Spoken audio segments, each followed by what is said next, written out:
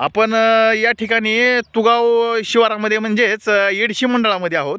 या ठिकाणी तुगाव या पाठीवर शेतकऱ्यांचं गेल्या काही दिवसापासून प्रचंड असा मोठा पाऊस पडलेला आहे, परंतु शेतकरी या ठिकाणी अनेक संकटाला सामोरे जात आहे.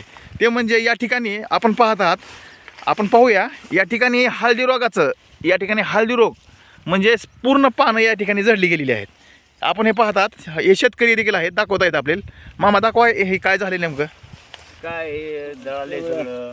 हे हळदी रोगाचा प्रादुर्भाव थोडक्यात म्हणजे हिरवं पिवळी पानं झालेत. पाणी हे आपण पाहतात या ठिकाणी बघा, हे पूर्णपणे या ठिकाणी सोयाबीनला या ठिकाणी जखडण झालेली आहे. शेंगाचं प्रमाण देखील कमी झालेलं दिसून येत आहे. याची प्रशासनानं देखील थोडे दखल घेणं गरजेचं आहे. आपण या ठिकाणी चॅनलच्या माध्यमातून हे दाखवत आहोत. या ठिकाणी 2 शेतकरी या ठिकाणी या शेतीमध्ये आहेत. त्यांच्या आपण सकाळी या ठिकाणी पाहत आहोत. या ठिकाणी बघा पूर्णपणे हळदी रोग प्रादुर्भाव या ठिकाणी दिसत आहे.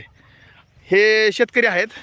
आपण त्यांना विचारू, मामा या ठिकाणी जो शेतीचा जो हा ठिकाणी जो हळदी रोग पडला आहे त्याबद्दल आपण काय सांगू इच्छिता?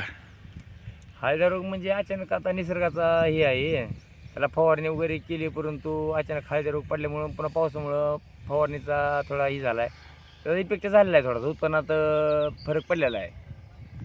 उत्पन्न कमीच निघणार आहे दरवर्षीपेक्षा, बरं असं दिसतंय.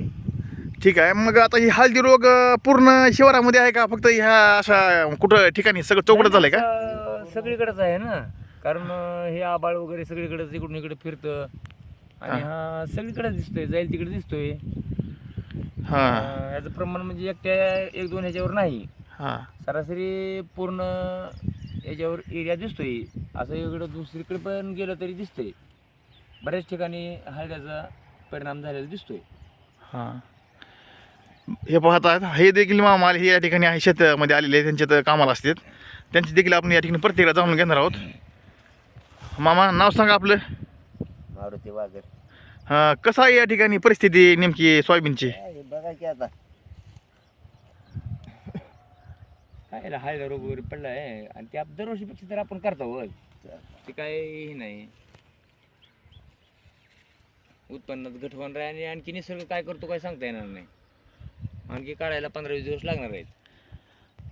या ठिकाणी आपण शेतकऱ्यांच्या प्रतिक्रिया जाणून घेतलेल्या आहेत. या ठिकाणी हळदी रोगाचं साम्राज्य या ठिकाणी सोयाबीनवर निर्माण झालेलं आहे आणि शेतकऱ्याची एक माफक अपेक्षा म्हणजे कुठंतरी या ठिकाणी त्याचा पंचनामा होऊन शेतकऱ्याला योग्य ती मदत शासनाने द्यावी, अशी या ठिकाणी सर्व शेतकऱ्यांच्या अपेक्षा आहे. हेच आपण या ठिकाणी या शिवारातून पाहत आहोत. हे पहा पूर्णपणे हळदी रोगाचं पाने पिवळीच झालेली दिसून येतात. आमची अपेक्षा एक अशी दिसते की जसं मुख्यमंत्री साहेबांनी लाडक्या बहिणीकडे लक्ष दिलं तसं लाडक्या भावाकडे सुद्धा थोडंसं लक्ष द्यावं. निसर्गावरती आपलं सगळं चालू असतं.